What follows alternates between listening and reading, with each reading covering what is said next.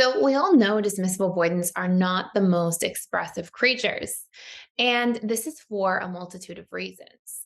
One of the reasons is that if you grow up in an environment where every time you do express your feelings, your emotions, your vulnerability, it's shamed, neglected, or rejected in some form, you get socialized and conditioned very deeply to tie negative associations to expression. And in this video, I want to take you through exactly three big secrets that your dismissive avoidant loved one doesn't want you to know because they're afraid of that inner world becoming an outer world. They're afraid of that inner material and information coming out to somebody else because they have been conditioned to believe within them that it's going to lead to negative outcomes, namely rejection of their vulnerability, some sort of shaming or criticism, or even neglect. So the first thing you really want to understand is that your dismissive avoidant loved one, it's not like they have this conscious mind experience where they're going, oh, I'm going to express myself, but I decided at the last minute here I don't want to, and let me just keep that down. It doesn't quite feel safe. They don't realize this is happening. This is subconscious. It's out of their conscious mind's awareness. These things are like happening on autopilot without them actually critically thinking about it. Instead, it's just like a response that's taking place without their conscious mind's real input, if anything. And when I go through this video here, it's like these are things the DA doesn't want you to know. But on one level, if they weren't afraid of being seen and known, and if they weren't afraid of their own vulnerabilities, it would actually be something they would need you to know because it's something that can be really helpful in a relationship. And on some level, dismissive avoidants long for understanding. They want to be understood and accepted as they are. So, anyways, that's almost like bonus number 4. But the first one that's really important to know is dismissive avoidants do have feelings. They do feel a lot. They just don't express their feelings outwardly, and they are likely to repress feelings more. I've had hundreds, if not thousands, of one-to-one conversations with dismissive avoidance for the client practice I ran for the better part of a decade. And in that experience, I saw time and time and time again that a dismissive avoidant was still feeling their fears, feeling sadness, missing a partner, caring about them, feeling love. But it was something that they were afraid to even bring up to the conscious mind surface. And it was something that they were kind of busy trying to stuff down because just within that feeling or set of feelings, there was also fear associated. And this is what I mean on this channel when I talk about DAs being in their feelings minus their fears. It's like their feelings can kick off their fears. And so they feel what the other attachment styles are feeling. I would say sometimes a slightly more muted response by comparison, like 80% of what an FA tends to feel, because they tend to have their feelings magnified and they really live in those feelings. And same with APs as a general rule. But it's not that DAs don't even have the capacity to feel those things.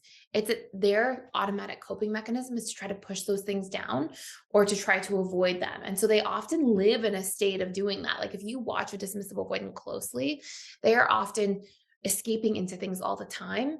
And it's not that they're like, so they may escape into their phone, into social media, into text messages, into a TV show, into a video game, into, one thing after another.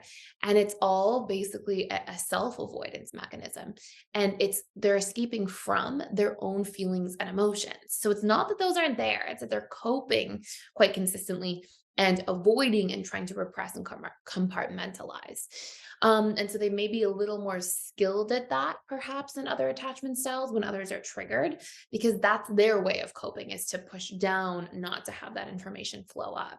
But really, that secret number 1 is that they feel so much. They have all those feelings there. I know it may seem like they don't from time to time, but that really couldn't be further from the truth. It's just the expression of them and their coping mechanisms around them are slightly different.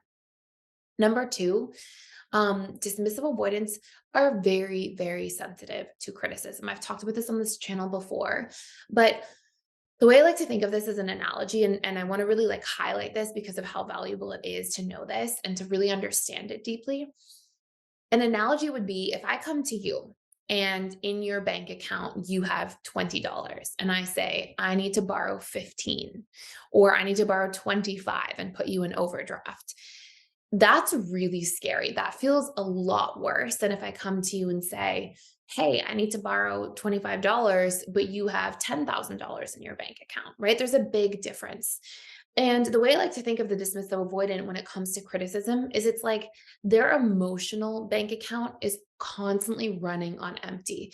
And so when they have something that has a negative response, like criticism, it like puts them in overdraft. It literally, it's like they're already running on empty so much emotionally and really trying to repress and disconnect from and avoid so many of their own feelings that when somebody then comes along, especially in relationships, that brings out some sort of negative comment or criticism towards them, it stings so deeply and lands so deeply because they're already not having a lot of nurturing there that they're coming from. So this is really important. And I really want to highlight, and I'm going to make probably a whole separate video about this, but I really can't stress enough that behind every criticism, we just have a need that hasn't been expressed. If you say to somebody, you never do the dishes. Okay, well, you need support around the house. You need somebody to help you do the dishes. If you say to somebody, you never spend time with me. Okay, you need more quality time. Like if you can unpack your own criticisms towards anybody in your life, you'll see that we can actually just flip that and convert that into a need we can express in the positive form. And that's going to go a very, very long way in constructive communication in a relationship. I have a whole course about that, by the way, and how to flip it. And it's got a whole bunch of scripts for communication. You can actually print off the scripts. You can check it out for free for 7 days using the link in the description box below. But with that, you can actually print off this, like, I think it's like 40 or 50 pages, maybe it's 60, but it's just this whole workbook of like, as an AP, if you're having this issue, here's how to communicate. It gives you all these examples you can just use. And we talk about the different key points to communication. So it's called our communication scripts course inside PDS. And then number 3, another really big thing that's important to know is that dismissive avoidants are afraid to communicate through their words. And on some level, they feel like they can't do it. They feel like, I'm not able to do that. I can't have that conversation. And it's not that they critically analyze it again. It's that subconsciously, they have so many fears tied to communication because they have such a history of being rejected when they did have a need or they did try to communicate in their childhood or upbringing. Like, let's say, for example, that you come home from school and you had a bad day and you're a little kid and you're like, hey, I had a bad day, or you want to express it. You might have a parent say like, oh, don't be a baby, like get over it. You're going to be fine.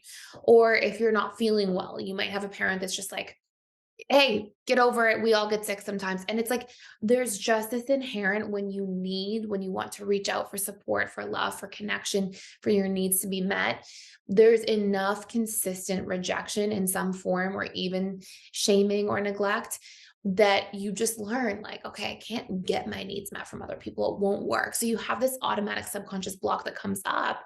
So when you want to communicate through words or want to do these different things, the DA is like, it's like they have this need to do it. And right away, as soon as that need is triggered, it's like that those stored associations emotionally are then triggered next to it that say, no, we can't do that. Nope, that's bad.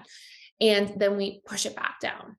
And so this can be something that like a DA longs to do. They want to be understood. They want somebody to kind of understand their inside world, but it just feels like it's not possible. And those subconscious barriers and blocks are really what are there blocking them. We have a whole course too that you can check out for free, and it's all about belief reprogramming, finding those blocks no matter what attachment style you are, and being able to isolate what different subconscious blocks we have and bring them to the conscious mind surface through a set of questions in that course, and then be able to plug those into reprogramming tools so we can shed some of these old patterns. So anyways, hopefully that might give you some insight if you're interested in that kind of stuff as well. And it's called the Emotional Mastery and Belief Reprogramming course. So anyways, I hope this makes sense. 3 big secrets. They might really empower your relationship, especially if you have conversations about these things with a dismissive avoidant loved one, or if you are a DA listening to this, to really help you dig into some of that understanding of your own subconscious mind and what might be going on some level as well. So thank you so much for watching. I hope you enjoyed this video. Please subscribe to this channel if you enjoy this content, and I will see you in the next video.